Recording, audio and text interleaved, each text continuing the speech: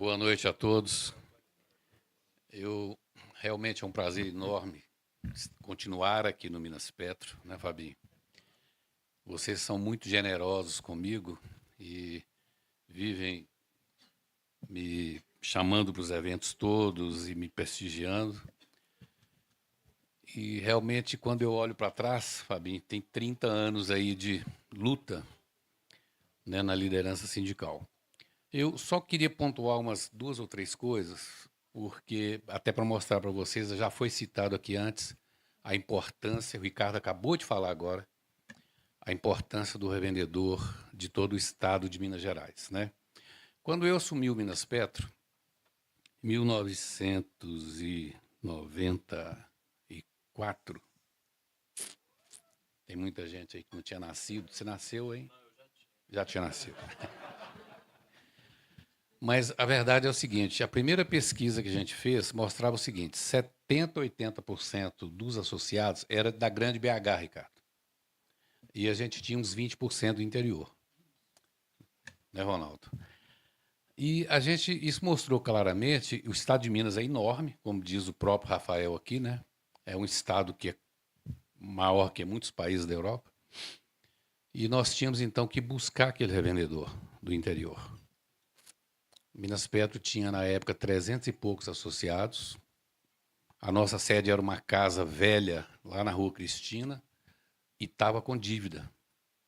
Paulo Duarte está ali, Paulo, tá bom? Paulo lembra um pouco dessa história, Maurício também.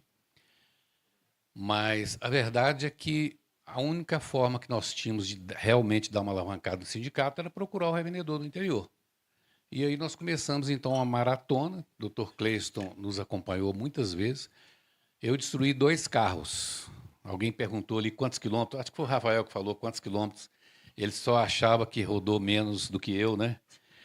Mas realmente nós visitamos, em 4 mandatos, nós visitamos todo o estado de Minas Gerais, sem exceção, e fomos a lugares que nunca tinha recebido um sindicato, lá no norte de Minas, divisa com Bahia, por exemplo, e as estradas eram muito ruins, né? Então a gente foi moendo ali os carros, a gente juntava às vezes 4, 5 advogados, jornalistas, 2, 3 diretores e abrindo regionais. Então nós abrimos na época 18 regionais. O Minas Petro chegou a ter 18 regionais. Por exemplo, uma em Uberlândia, uma em Uberaba, que está a apenas 100 quilômetros de distância, mas Uberaba era uma cidade que tinha uma boa concentração de postos. E aí a gente foi abrindo para todo lado. Estou vendo o Marquinhos também. Então, Ipatinga foi uma regional. Negociei lá com o pai do Marquinhos ainda. E aí a gente foi abrindo as regionais. Pouso Alegre, Varginha, né? Poços de Caldas, que está encostado em São Paulo. E o sindicato foi crescendo aos poucos. O sindicato tinha 2 advogados. Nós, nesses anos todos, quando eu saí, tinha mais de 30. E aí esse é o recado que eu quero passar aqui para a juventude que está aqui, dando continuidade a este que é hoje o maior sindicato do Brasil. Ninguém no Brasil tem os associados.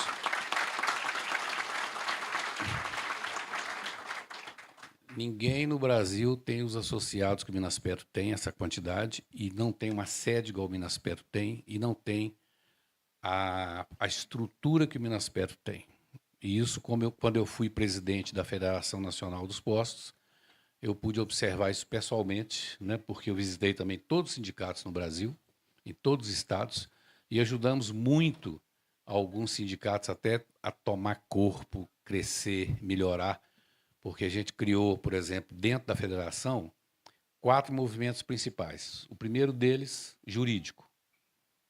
Nós tínhamos, só em Minas Gerais uma vez, Marcelo, nós tínhamos 17 processos de cartel, no estado de Minas. Então, nós estamos guardando a jurisprudência e criando, né, melhorando os jurídicos dos outros sindicatos, porque nós perdemos uma ação. O Sindicato do Mato Grosso perdeu uma ação lá no Mato Grosso, uma ação de cartel, que virou jurisprudência contra nós. Então, na época, o coordenador do nosso departamento jurídico era o doutor Leonardo Canabravo, da parte comercial, né? O Cleister era o coordenador da parte trabalhista. E a gente, então, não podia deixar criar uma jurisprudência negativa. Então, o que a gente passou a fazer? Passou a treinar os outros advogados. Nós fizemos um curso para secretários executivos dos outros sindicatos. Curso para os advogados. De 6 em 6 meses, a gente reunia os advogados de todos os sindicatos do Brasil. Depois nós passamos a dar um curso para os jornalistas também.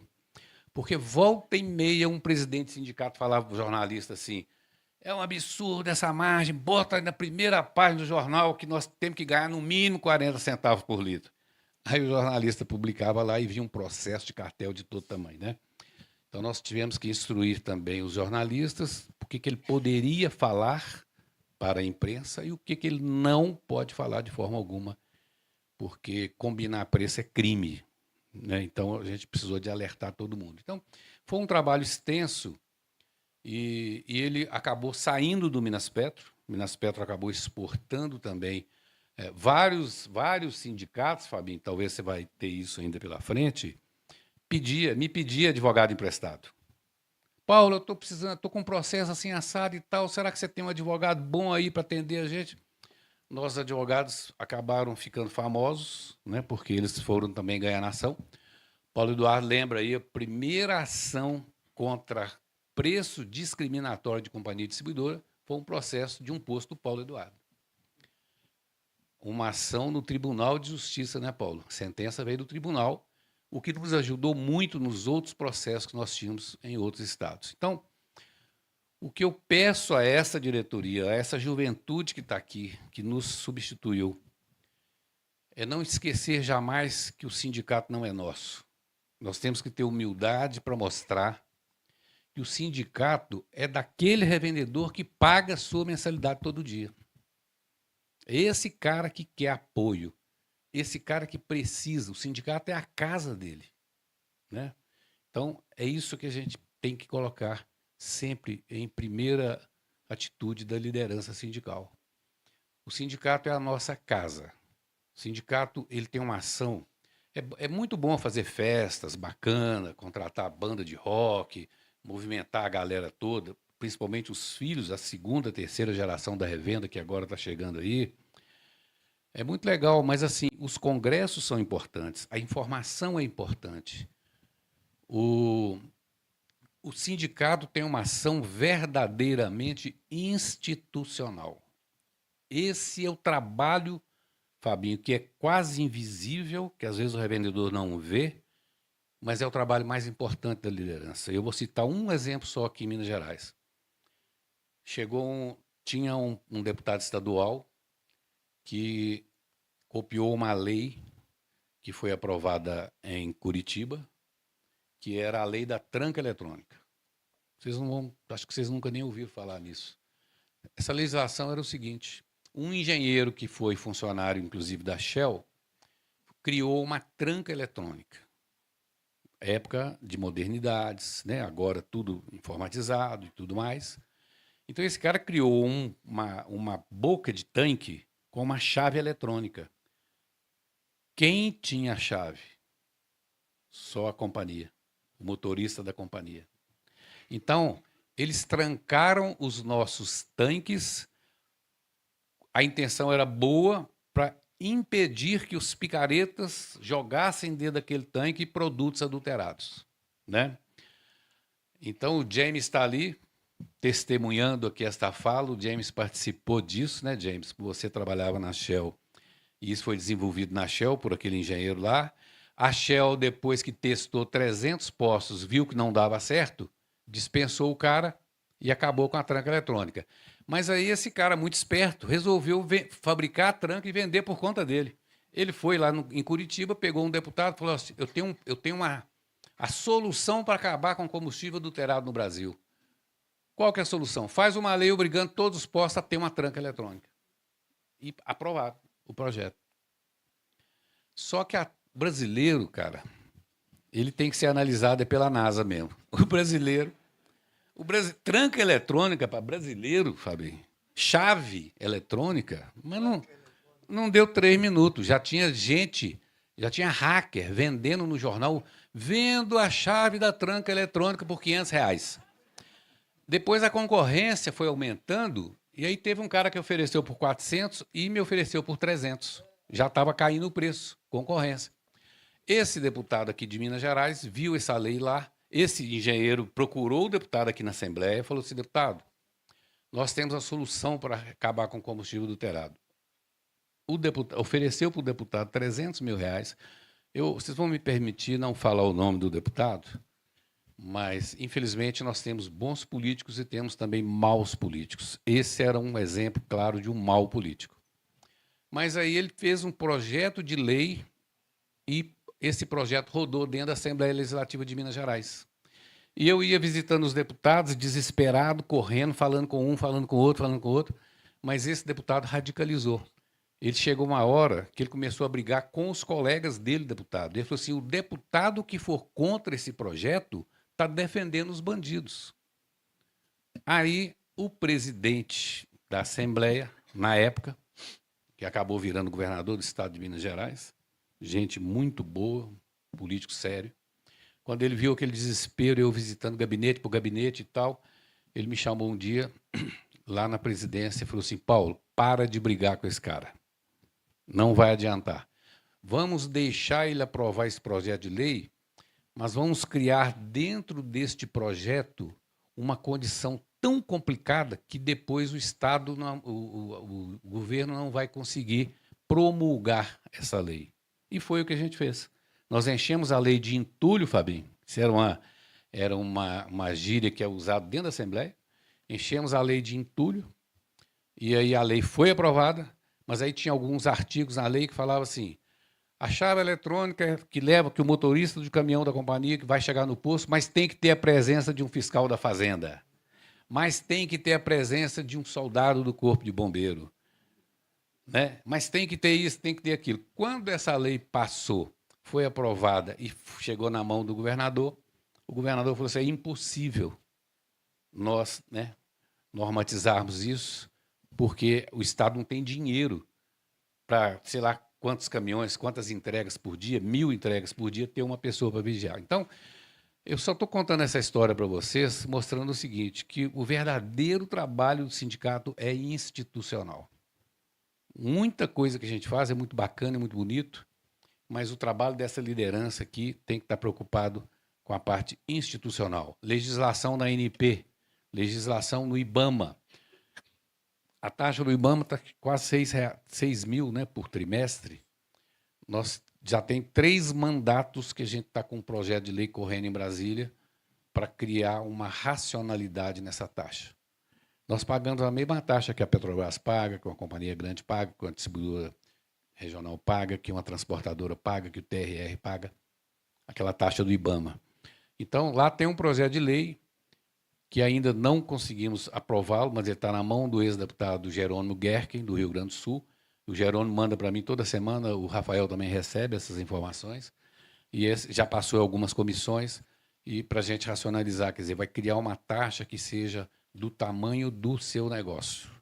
Não pode ser a mesma taxa para uma gigante, né, e para um posto pequeno. Então, eu só, o único, se eu puder dar um conselho, né, eu que já estou aqui no alto dos meus 70 e tantos anos, o que eu falo para essa liderança jovem é isso aí, nunca perca esse olhar, né, para o Estado inteiro, para as regionais, para o jurídico